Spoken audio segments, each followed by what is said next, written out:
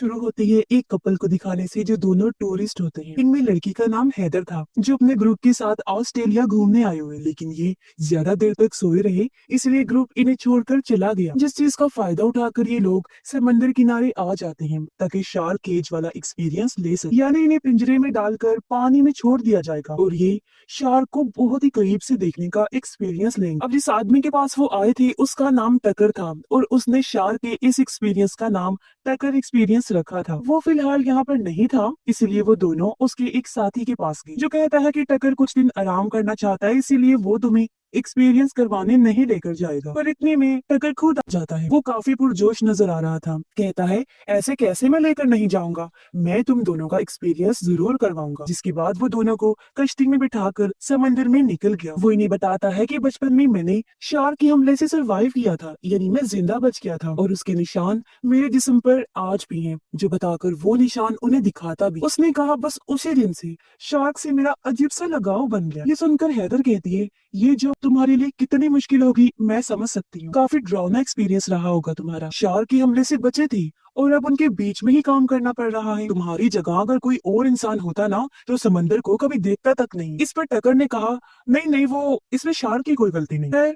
और वो समंदर में खून फेंक देता है और इन दोनों को पिंजरे में डालकर पानी में छोड़ दिया गया, जिससे बहुत सारी शार्क्स इनके चारों तरफ आ जाती हैं। और यही होता है इनका शार्क केज एक्सपीरियंस, जिसमें वो शार्क को इतने करीब से देखकर काफी एंजॉय करते हैं। वो इस बात से भी खुश थे कि जब तक इंसान झटपटाता नहीं, डरता नहीं, शार्क भी गुस्से में नहीं आती, न हमला करती। वो दोनों हंसी खुशी पानी से बाहर आ जाती हैं। टकर का शुक्रिया अदा करके वहाँ से जाने ही वाले थे कि तभी वो अपना असली रंग दिखाता है। अचानक से हैदर के दोस्त के गले में चाकू मारकर उसे दोबारा पानी में फेंक देता है। ये देख हैदर जोर जोर से चिल्लाने लगी, मदद के लिए पुकारती है, लेकिन बीच समंदर में उनकी आवाज सुनने वाला कोई भी नहीं था। और अब टकर उसकी तरफ भी शैतानी मुस्कुराहट के साथ देखने लगता है। उसके साथ टकर ने क्या किया फिलहाल ये दिखाया नहीं जाता और सीन शिफ्ट हो जाता है। इस बार हम एक अमेरिकन लड़की को देखते हैं जो ही कहानी की मेन कैरेक्टर है, जिसका नाम जैफर होता है। वो समंदर में सर्फिंग करती है, इन्हीं समंदर की लहरों पर सर्फ बोट के जरिए भागती है। जिसके बाद सामने वाले गैस स्टेशन में गई, जहाँ उसकी मुलाकात एक लड़के से होती है जो एक एजेंट था। उसकी गाड़ी स्टार्ट नहीं हो रही थी, इसीलिए उसे मदद की जरूरत। अब जैफर के पास एक बड़ी सी कैंप वैन है जिसमें वो रहती है, लेकिन फिर भी वो उसकी मदद करने को तैयार नहीं थी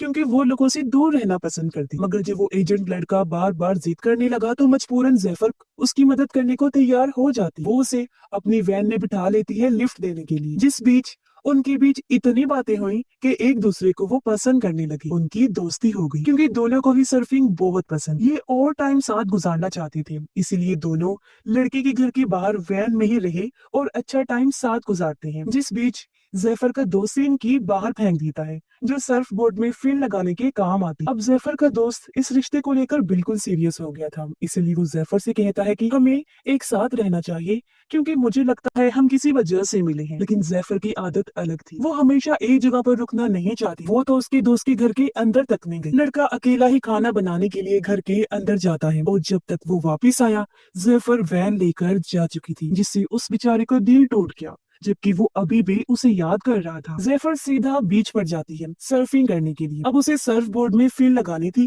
लेकिन फिन की तो उसके दोस्त ने फेंक दी थी, इसीलिए वो पास खड़े ट्रक में से फिन ढूंढने लगती है, जो ट्रक था टकर का, जो अब खुद भी पीछे से आ जाता है। अब फिन की तो उसने दी, लेकिन बातों बातों में वो उससे जरूरी बातें भी उगलवाता है, जैसे वो अकेली है या किसी के साथ है, क्योंकि इसके बाद ही वो अपनी अगली चाल चलेगा। जैसे उसने हैदर और उसके दोस्त से उगलवाया था कि उनका ग्रुप उन्हें छोड़कर चला गया, लेकिन जैफर उसकी बातों का ठीक से जवाब नहीं देती, इसीलिए वो चिढ़कर अपना ट्रक लेकर वहाँ से चला जाता है। तभी जैफर के पास उसके उसी दोस्त का मैसेज आया जो कह रहा था कि हम दोनों मिले। अब जैफर भी उसे बुलाना चाहती थी, लेकिन अपने दिल की बात दबाकर उसने मना कर दिया और यही उसकी सबसे बड़ी गलती, क्योंकि तभी पीछे से टकर आकर उसे दबोच लेता है और बेहोश करके अपने साथ ले जाने लगता है। उसने जैफर को गाड़ी में रखा हुआ था। काफी लंबा सफर करने के बाद वो उसे कश्ती में डाल देता है और खुद समंदर में चला जाता है। अगली सुबह उसका दोस्त भी यहाँ पहुंच जाता है, लेकिन जैफर उसे कहीं भी दिखाई नहीं दे रही थी, सिर्फ उसकी वैन खड़ी। वो उसके नंबर पर कॉल करता है, तब रिंग भी वैन के अंदर से ही आ रही। दरअसल टकर ने यहाँ भी चालाकी दिखाई। उसने सर्फ बोर्ड कहीं फेंक दिया और फोन वैन के अंदर ही रहने दिया ताकि सबको लगे कि जैफर डूबकर मर गई है। उधर जैफर को जब होश आई तो वो खुद को कश्ती के नीचे वाले रूम में पाती है। उसके मुंह पर पट्टी थी और हाथ बेड से बांधा हुआ था, जिसके साथ वाले बेड पर हैदर बंधी हुई। सूरत हाल को ना समझते हुए जैफर जोर जोर से चिल्लाने लगी, लेकिन बीच समंदर में उसके सुनने वाला कोई नहीं था और ये बात हैदर भी उसे समझाती है। हथकड़ी खोलने के लिए जैफर कोई चीज ढूंढने लगी, जैसे कि हेयर पिन या नोकीली चीज, लेकिन ऐसा कोई भी सामान उनके पास नहीं था। तभी जैफर की नजर सामने दीवार पर पड़ी जहाँ एक लड़की का नाम लिखा हुआ था। सीधे एक पल के लिए वो सुन पड़ गई, क्योंकि जैफर को समझ लग गई थी कि उनसे पहले भी यहाँ किसी लड़की को बांधा गया था, जिसने उम्मीद हार कर अपना नाम दीवार पर लिख दिया। जब उसे यकीन हो गया था कि मैं बचकर नहीं निकल पाऊंगी। अब जैफर तो आजाद होने की हर कोशिश करती है, लेकिन हैदर कुछ नहीं करती, बस लेटी रहती, क्योंकि वो पहले ही सब कुछ कर चुकी है, इसलिए थक हार कर लेट गई। इस बीच टकर ऊपर बैठा आराम से मछलियां पकड़ रहा था। जैफर हैदर से पूछती है, क्या तुम्हें कोई ढूंढ रहा होगा? हैदर बताती है, एक लड़का मेरे साथ था, बस उसने ही मुझे ढूंढना था, लेकिन इस कश्ती पर उसके साथ भी बहुत बुरा हुआ। ये सुन जैफर ने अंदाजा लगा लिया कि टकर ने उसे भी मार दिया होगा। फिर हैदर उससे पूछती है, क्या तुम्हें कोई ढूंढने आएगा? जैफर जवाब देती है, आ तो सकता था, लेकिन अब नहीं आएगा। मगर उसका दोस्त तो अभी भी उसके बारे में ही सोच रहा था। वो एक बार फिर बीच पर जाने लगा। तभी वो देखता है कि जैफर की वैन को कहीं ले जाया जा रहा है। उसे काफी अजीब लगा। वो सोचता है, जैफर का ये घर है, इसके बगैर वो कहाँ रह रही होगी। उसकी फिक्र बढ़ती जा रही, इसीलिए वो सीधा पुलिस स्टेशन जाता है और यहाँ से वो जैफर को ढूंढने लगता है। उधर पूरी रात हाथ पैर मारने के बाद जब जैफर आजाद नहीं हुई तो थक हार कर वो वहीं बैठ गई। तभी उसने नोटिस किया कि हैदर ने जो कपड़े पहने हुए हैं उसमें तार लगी हुई है। तार को लेकर वो हथकड़ी खोलने वाली थी कि तभी टकर उनके लिए ब्रेड और पानी लेकर आ जाता है। अब क्योंकि ये पूरा कमरा काफी गर्म था, इसलिए हैदर जल्दी से पानी लेकर पी जाती है, लेकिन जिस तरह वो खुद को चादर से छुपा रही थी वो देखकर टकर को शक होने लगा। लेकिन इससे पहले वो चादर हटाकर देखता, जैफर उसका ध्यान अपनी तरफ कर लेती है, ये कहकर कि मेरा खाना मुझे दे दे, बहुत भूख लगी। वो भी झट से पानी पी जाती है। टकर भी उसे थोड़ा डरा कर वहाँ से चला जाता है। उसके जाने के बाद जैफर फिर से हथकड़ी खोलने की कोशिश करने लगी, लेकिन तभी उसकी आंखें बंद होना शुरू हो जाती हैं, क्योंकि टकर ने पानी में बेहोशी की दवाई मिला दी थी और अब इससे पहले वो आजाद हो पकड़ी जाती है, जिसके साथ ही दोनों बेहोश हो गए। जैफर को जब होश आया तो वो खुद को ऊपर डेक पर पाती है, जिसे कुर्सी से बांधा हुआ, जबकि सामने हैदर को स्ट्रैप से बांधा हुआ था, यानी बेल्ट वगैरह से लटकाने की। टकर ने सामने कैमरा भी सेट कर लिया था सब कुछ रिकॉर्ड करने के लिए, और इस सब को वो शूट कह रहा था। वो यहाँ हैदर के बाल काट लेता है और उसके साथ उल्टी सीधी बातें करने लगा। कहता है, गॉड ऊपर नहीं नीचे है, पानी के अंदर, यानी वो शार्क को गॉड कह रहा था। वो ये भी कहता है कि शार्क्स बुरी नहीं है, बल्कि इंसान बुरे हैं, वो ही उन्हें मारते हैं। जिसके बाद वो पानी में खून डाल देता है, जिससे शार्क्स भी आ गई और रस्सी की मदद से वो हैदर को पानी में छोड़ देता है। अब एक तो खून था, ऊपर से हैदर झटपटा रही थी, इसीलिए शार्क्स को गुस्सा आ गया। वो बुरी तरह उस पर हमला करके उसके जिस्म को चीर फाड़ कर देती है और ऊपर वाला हिस्सा नीचे से अलग कर देती है, जिससे दर्दनाक उसकी मौत हो जाती है। और उसकी मौत टकर अपने कैमरा में रिकॉर्ड कर लेता है, लेकिन अपनी आंखों से ये सब होता देखकर जैफर दहशत में आ गई। वो रोते हुए दीवार पर अपना और हैदर का नाम भी लिखती। तभी उसने नोटिस किया कि यहाँ एक दो लड़कियों का नहीं बल्कि बहुत सारी लड़कियों का नाम लिखा हुआ है, जिन्हें पेट करके छुपा दिया गया, जिसका मतलब कि टकर एक पागल इंसान तो है, साथ ही वो सीरियल किलर भी है और उसने बहुत सारे टूरिस्ट लड़कियों को अपना शिकार बनाकर बेरहमी से मार डाला। इसका सबूत ऊपर रखी बहुत सारी टेप्स थी, जिनमें उन सब लड़कियों की मौतें रिकॉर्ड, और हर टेप पर मरने वाली लड़की के बाल लगे हुए थे। इनमें नई टेप हैदर की टूटती है और अगली होने वाली थी जैफर। समंदर में हम हैदर के जिस्म का बचा हुआ हिस्सा तैरता हुआ देखते हैं, जो काफी दर्दनाक सीन है। जैफर का दोस्त सर्फिंग करने के बाद अभी भी बीच पर भटक रहा था, जहां उसे जैफर का सर्फ बोर्ड मिला, जिससे उसकी परेशानी और बढ़ जाती है। वो सोचता है उसका सारा सामान आस पास ही है, तो फिर जैफर कहाँ पर है। रात को टकर फिर से नीचे आया जैफर के लिए पानी और ब्रेड लेकर, लेकिन जैफर जो गुस्से से भरी हुई थी वो टांग मारकर ट्रे गिरा देती है और उसके मुंह पर ही कह देती है कि तू खुद को शार्क समझता है ना, लेकिन तो शार्क नहीं, एक कीड़ा है, सिर्फ एक कीड़ा, पागल कीड़ा। जो सुनकर टकर वहाँ से गुस्से में चला गया। अब जैफर वहाँ पर एक बाल्टी को तोड़ती है, जिसकी मदद से उसने नुकीला हथियार बना लिया था, क्योंकि उसे पता था कि टकर दोबारा जरूर आएगा। अब जैफर ने पानी तो पिया नहीं था, इसलिए टकर उसे बेहोशी वाला इंजेक्शन लगाने जाता है। जैसे ही वो पास आया, जैफर वो नुकीला हथियार उसकी गर्दन में घुसा देती है, जिससे वो पीछे जा गिरता है। जैफर जल्दी से चाबी लेकर खुद को खोल भी लेती है और वहाँ से भागने लगी, लेकिन तब तक टकर भी उसकी टांग में इंजेक्शन लगाने में कामयाब हो गया। भागकर वो ऊपर आई, रेडियो के जरिए मदद मांगती है, लेकिन आगे से कोई जवाब नहीं आता। तभी उसे सामने एक कश्ती दिखाई दी, इसीलिए वो जोर जोर से चिल्लाने लगी ताकि उनका ध्यान इस तरफ आए। लेकिन उस कश्ती में पार्टी चल रही थी, तो आवाज वहां पहुंचना बहुत मुश्किल था। इतनी ही देर में टकर भी ऊपर आ जाता है, जिसे देख जैफर उसका कैमरा उठा लेती है। कैमरा को लेकर वो काफी परेशान हो रहा था, इसलिए जैफर वो पानी में फेंक देती है, जिसके बाद खुद भी पानी में कूद जाती है, इस उम्मीद के साथ कि मैं सामने वाली कश्ती तक पहुंच जाऊंगी। लेकिन बीच में ही वो बेहोश हो जाती है। तब टकर उसे फिर से पकड़ लेता है और वापस लाकर एक बार फिर कश्ती में बांध देता है। अब जाहिर है उसके पास कैमरा नहीं था, तो जैफर को रिकॉर्ड कैसे करेगा, और अगर उसकी मौत ही रिकॉर्ड नहीं कर सकेगा तो जाहिर है वो उसे मारेगा भी नहीं। यही सोचकर जैफर ने सारा प्लान किया, इसलिए अब टकर वापस किनारे पर आ जाता है ताकि नया कैमरा ला सके। जैफर को कश्ती में ही बांध कर वो ट्रक लेकर निकल जाता है। इसी बीच पुलिस भी जैफर को ढूंढने में लगी होती है, लेकिन उसकी दोस्त को अभी भी चैन नहीं आ रहा था, इसीलिए वो अपनी गाड़ी में बैठकर यहाँ की पार्किंग की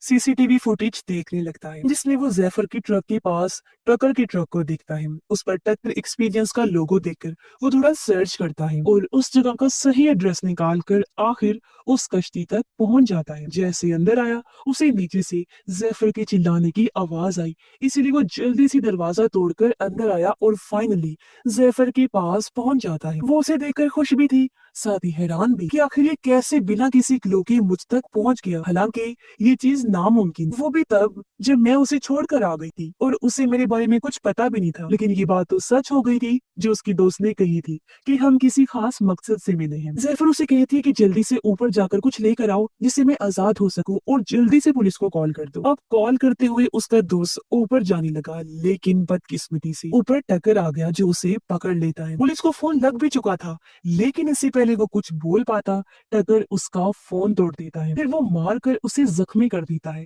लेकिन किसी तरह जैफर का दोस्त भी उस पर हमला करके पीटने लगा और गला घोंट कर उसे मारने ही वाला था कि तभी पीछे से टकर का साथी आकर हमला कर देता है, क्योंकि वो खुद नहीं जानता था कि टकर कितना बुरा इंसान है और वो करता क्या है। वो जब जैफर को चिल्लाते हुए देखता है तो अब जाकर उसे सारी बात समझ आई, लेकिन क्या फायदा, क्योंकि काफी देर हो चुकी थी। टकर उसके सर में हुक घुसा देता है, जिससे मौके पर ही उसकी मौत हो गई। टकर ने सोचा कि किनारे पर रुकना ठीक नहीं होगा, इसीलिए वो कश्ती लेकर एक सुनसान आइलैंड पर जाने लगा और जैफर की दोस्त को भी उसने जैफर के साथ वाले बेड पर बांध दिया था।